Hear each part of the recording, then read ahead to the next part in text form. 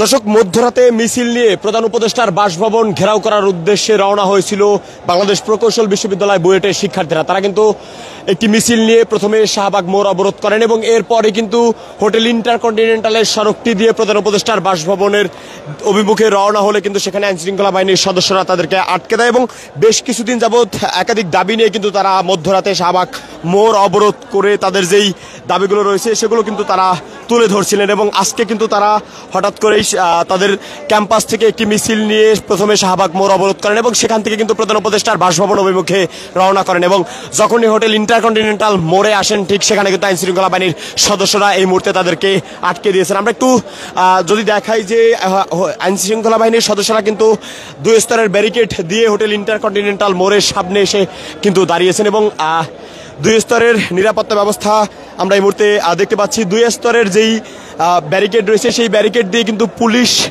দুটি লাইন ধরে কিন্তু এই মুহূর্তে হোটেল ইন্টারকন্টিনেন্টাল অভিমুখে মোড়ে কিন্তু দাঁড়িয়ে আছেন এবং প্রধান উপদেষ্টার বাসভবনের সামনের যে সড়কটি রয়েছে সেই সড়কেও কিন্তু কিছুক্ষণ আগ থেকেই আমরা আইনশৃঙ্খলা বাহিনীর সদস্যদের যেই ব্যাপক উপস্থিতি সেই উপস্থিতি কিন্তু আমরা দেখতে পেয়েছি এবং ঠিক সেখান থেকে সামনে আগালে কিন্তু হোটেল ইন্টারকন্টিনেন্টাল মোড়ে এই মুহূর্তে বুয়েটের শিক্ষার্থীরা কিন্তু বেশ কয়েকটি দাবি নিয়ে তারা এখানে অবস্থান করছেন এবং ঠিক সামনেই আইনশৃঙ্খলা বাহিনীর সদস্যরা কিন্তু মুখোমুখি হয়ে দাঁড়িয়ে আছেন। আমরা একটু তাদের কাছ থেকে জানতে চাই যে মূলত কি দাবি নিয়ে তারা এখানে এসে দাঁড়িয়েছেন।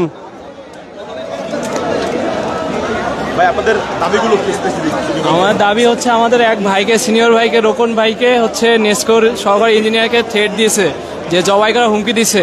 তার আমরা দ্রুত বিচার চাই এবং আমাদের প্রকৌশলী আন্দোলনের যে 3 দফা দাবি আছে ওটা বাস্তবায়ন চাই। আমরা তো বেশ কিছুদিন যাবত লক্ষ্য করেছি আপনারা আরো বেশ কিছু দাবি নিয়ে কিন্তু শাহবাগ মোড় অবরোধ করে আসছেন। আসলে আপনাদের স্পেসিফিক দাবিগুলো কি? আমাদের প্রথম দাবি হচ্ছে যে 9ম 10ম গেটটা